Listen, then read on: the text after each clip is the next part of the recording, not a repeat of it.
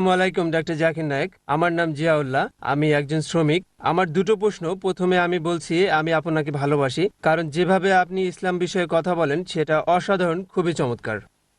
আর আমার প্রথম প্রশ্ন, আমি যেখানে কাজ করছি তা অর্ধেক অর্ধেক মানে হালাল খাবার বিক্রি করা হয় এবং হারাম খাবারও, যেমন খিঞ্জির, শূকর, এইগুলো যদি আমি সেখানে কাজ করি আর তা থেকে টাকা পাচ্ছি, এটা কি হালাল আমার জন্য? আমার কি কোনো পাপ হবে?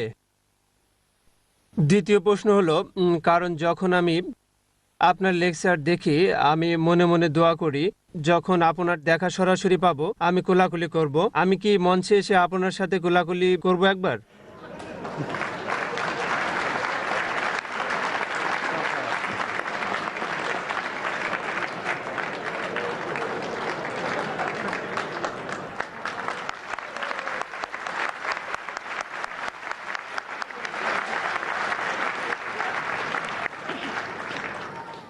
ভাই প্রশ্ন করলেন যে আপনি কাজ করেন একটা খাবারের দোকানে, তার কিছু অংশ হালাল কিছু অংশ হারাম, আর এটা একটা ব্যবসা প্রতিষ্ঠান যা খাবার বিক্রি করে থাকে কোনো স্থানে বা অফিসে, যা স্টাফ বা কর্মচারীদের খাবার দেয়।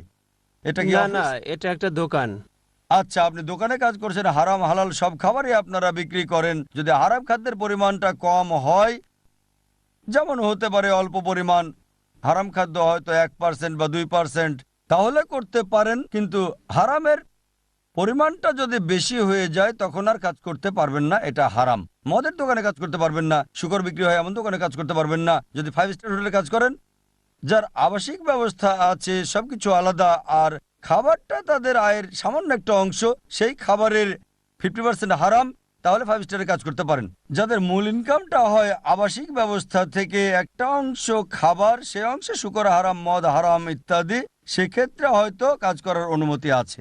কিন্তু যদি সেই দোকানে শুধু খাবারই বিক্রি করে আর অধিকাংশ খাবারই 50 ভাগেরও বেশি বা তারও বেশি পরিমাণ 25% বা 20%, মানে কোনো পার্সেন্টেজই নাই, কিন্তু হারাম খাবার বিক্রি করে আর সেই বিক্রিতে আপনি নিয়োজিত থাকলে আপনার জন্য হারাম। আশা করি উত্তরটা পেয়েছেন। পেশাটা দ্রুত পরিবর্তন করে ফেলেন ভাই, ইনশাল্লাহ আপনাকে আল্লাহ দেবেন। ভালো চাকরির চেষ্টা করেন, সেটা আপনার রিজিক আর আখিরাতের জন্য ভালো হবে।